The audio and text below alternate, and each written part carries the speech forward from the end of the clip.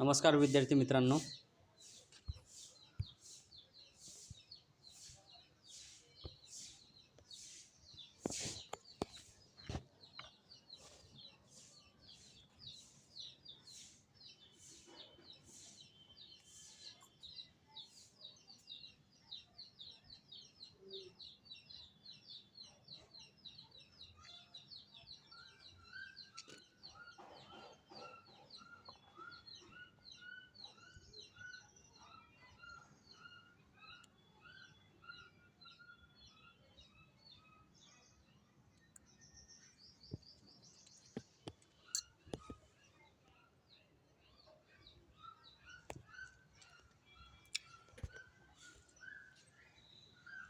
तर बघा विद्यार्थी मित्रांनो, आज इथे आपण वर्ग 7वा या वर्गाअंतर्गत जो आपला विषय आहे तो विषय राहणार आहे आपला इतिहास. आणि या इतिहास विषयाअंतर्गत जो आपला घटक राहणार आहे तो पाठ क्रमांक आजचा आपला 3 पाठ क्रमांक धार्मिक समन्वय हा आपला घटक राहणार आहे. सर्वांना फळा दिसत आहे? ओके.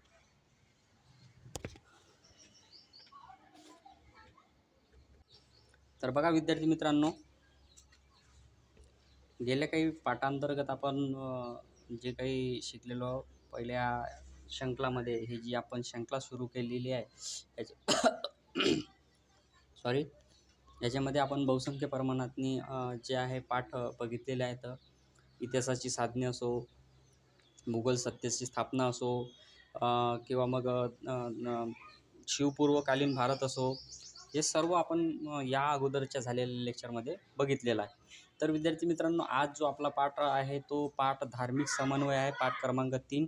आणि याच्यामधील आपण जे उपघटक आहे आपला तो भक्ती चळवळ हा घटक आपण आज येथे अभ्यासणार आहोत. तरी सर्व विद्यार्थ्यांनी इतिहास या विषयाचे पुस्तक काढून घ्यावे आणि पेज क्रमांक 11 हे सुद्धा काढून घ्यावे, जेणेकरून तुम्हाला हा घटक समजण्यास मदत होईल. तरी जास्त वेळ न घेता आपण या घटकाकडे वळूया. तर आज येथे आपण विद्यार्थी मित्रांनो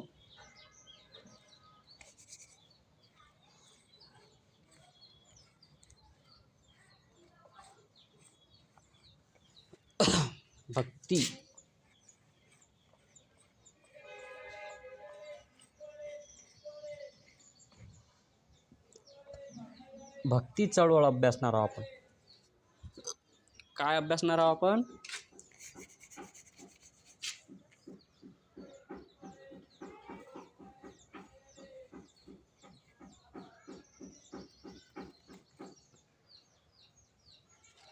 भक्ती चळवळ अभ्यासणार आहोत. आपण आज येथे आपण भक्ती चळवळ अभ्यासणार आहोत. तर विद्यार्थी मित्रांनो बघा,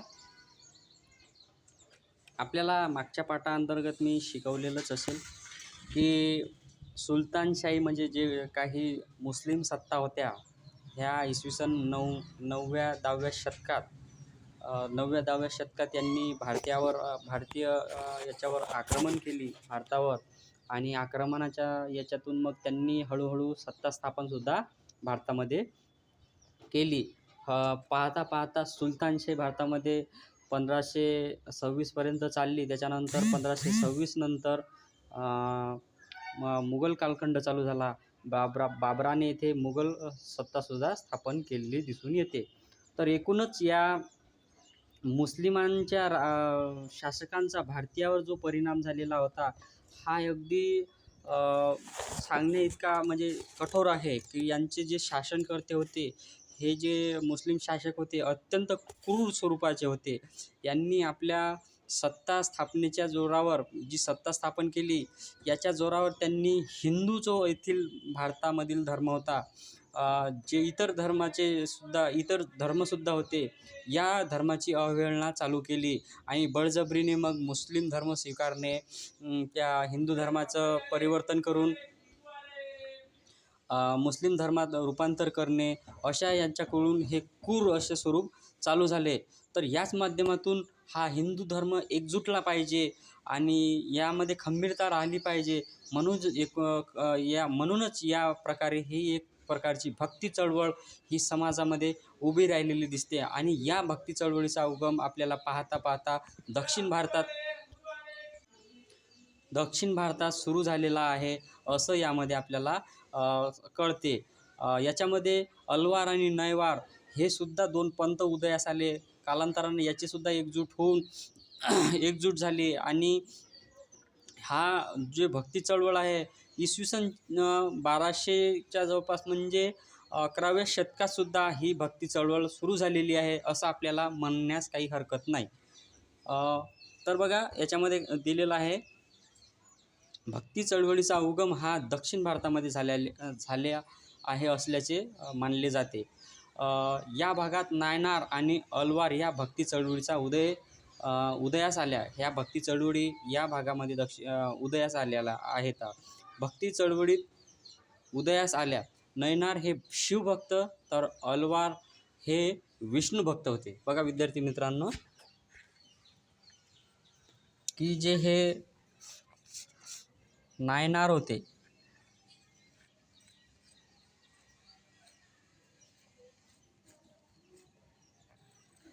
हे कशाचे भक्त होते, तर हे शिवभक्त होते.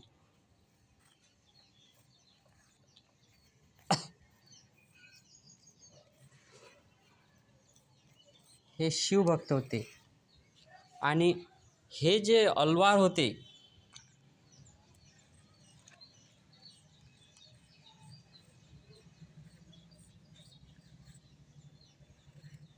हे विष्णू भक्त होते.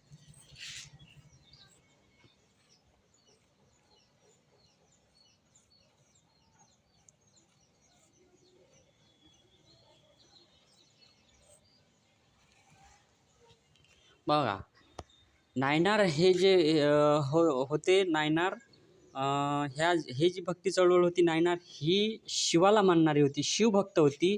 आणि जी अलवार ही जी भक्ती चळवळ होती ही विष्णूला मानणारी चळवळ होती, भक्ती चळवळ.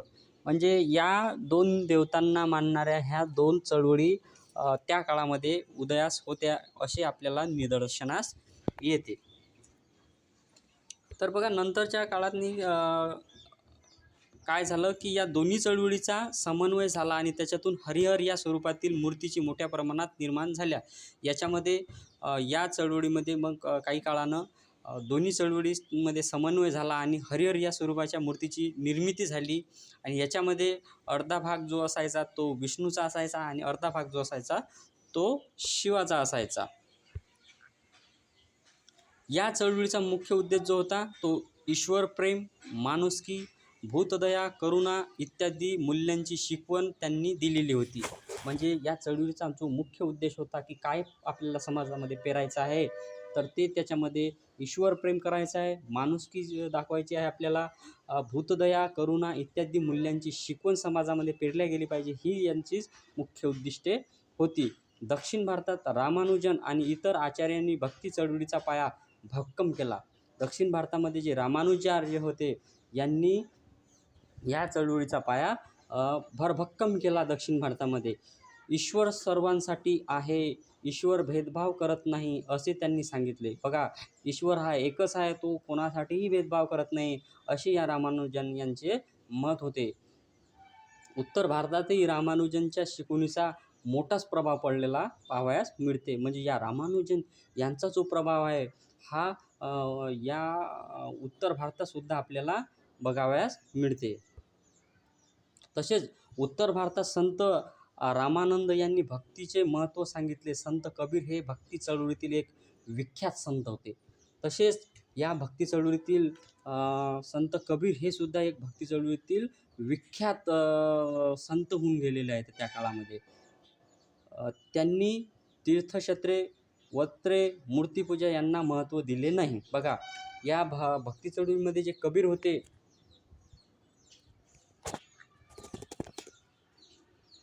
या भक्ती चळवळीमध्ये जे कबीर होते या कबीरांनी कशाला महत्त्व दिले नाही, तर या चळवळीत त्यांनी मूर्तिपूजा, त्याचबरोबर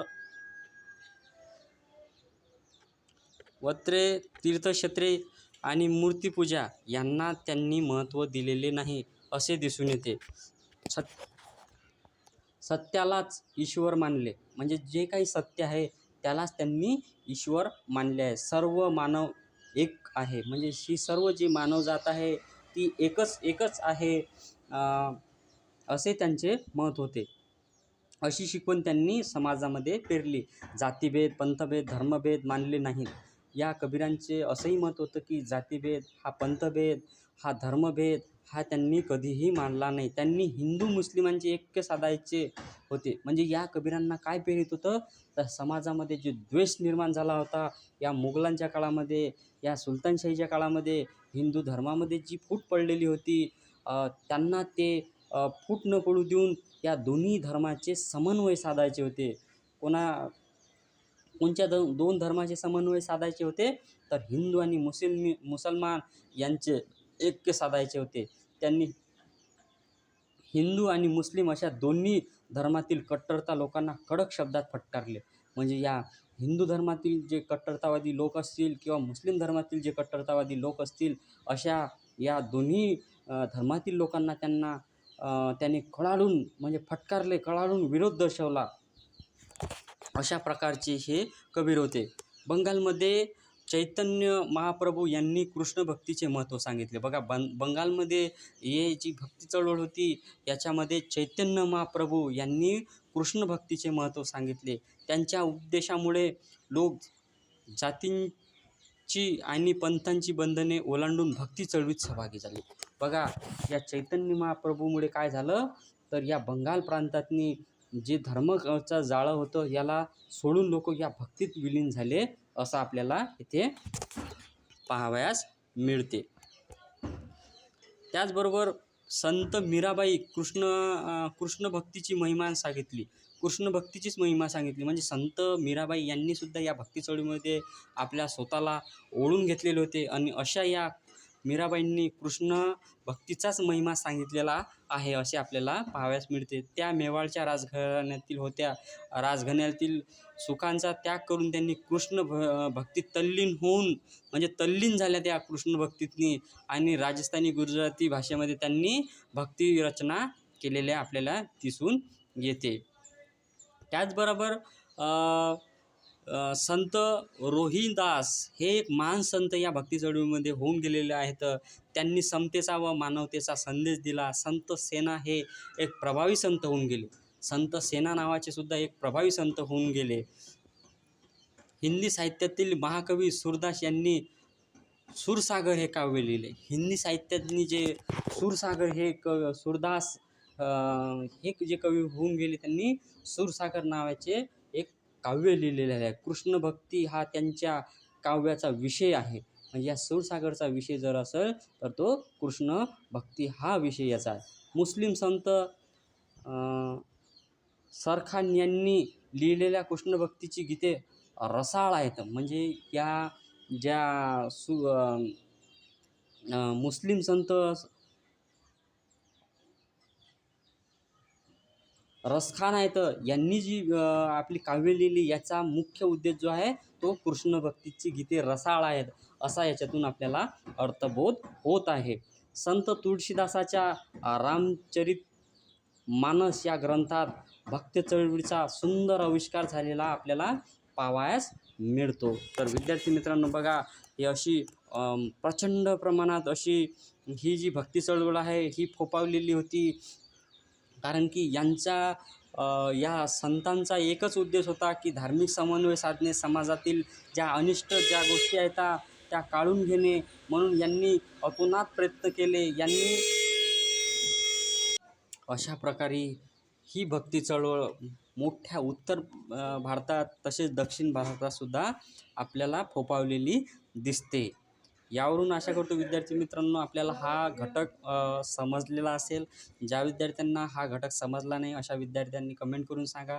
आपण पुन्हा नव्या एकदा या घटकावर भर देऊन हा घटक पूर्णतः समजून घेण्याचा प्रयत्न करूया. तर विद्यार्थी मित्रांनो आपण इथे थांबूया. Thank you very much.